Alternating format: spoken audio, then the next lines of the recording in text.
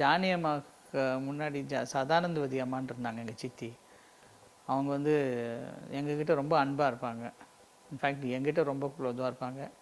சித்தி சதானந்தவதி எங்கிட்டலாம் ரொம்ப பிரியமாக இருப்பாங்க. ஏன்னா சின்ன வயசில் சேச்சாவை வெளியே போகிறதுக்காக காத்துட்ருப்போம். போன உடனே நாங்கள் மாடிக்கு ஓடிடுவோம்.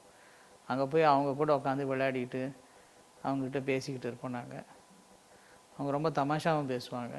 நல்ல லாங் ஹேர், பெரிய நீளமாக இருக்கும் முடி, நல்ல சிரிப்பு, ரொம்ப நல்ல சித்தி. அவங்க ரொம்ப சுத்தமாக இருப்பாங்க.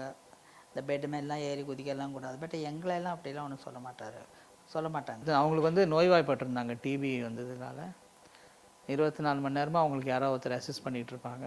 நாங்கள் போய் உட்காந்துட்டு அவங்களோட உட்காந்து அரட்டை அடிச்சுட்டு இருப்போம். அவங்க என்னையும் என் தம்பியும் பாட்டு பாட சொல்லுவாங்க. என் தம்பி நல்லா பாடுவான், அதனால் அவனும் நானும் உட்காந்து பாடுவேன். அவர் வராருன விஷயம் வந்து அவர் டிரைவர் ராமசாமி இருந்தார், டிரைவர் சாவல்னு ஒருத்தர் இருந்தாங்க. ஒரு ஹார்ன் அடிப்பாங்க. அந்த ஹார்ன் டோனே இங்கே எங்களுக்கெல்லாம் உஷார் பண்ணிவிடும். நாங்கள் உடனே எல்லாம் அவங்க இடத்துக்கு பறந்து போயிடுவோம். என்ன வேணாலும் அவங்ககிட்ட போய் சொல்லலாம். இப்போ சித்தப்பாட்ட ஏதாவது ஒன்று கணக்குன்னா மெதுவாக போய் அவங்ககிட்ட சொன்னால் போதும். அதே மாதிரி நாங்கள் ஒருத்தருக்கு அங்கே இங்கேயும் ஏதாவது சொல்லிக்கணும்னா, அவள் இப்படி பண்ணா அவன் இப்படி பண்ணால் நாங்கள் போய் அங்கே சொல்லி கொடுத்துருவோம். அது சித்தப்பாட்ட அவங்க சொல்லி இது பண்ணுவாங்க.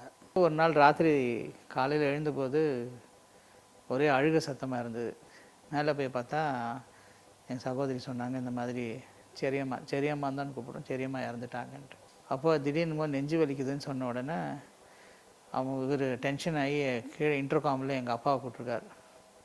அம்முக்குட்டிக்கு ரொம்ப முடியல, சீக்கிரம் வாங்கன்னு. இவங்க மேலே போகிறதுக்குள்ளே அவங்க அவர் மடியிலே படுத்து இறந்துட்டாங்க. If you like our videos and channel, please like and subscribe.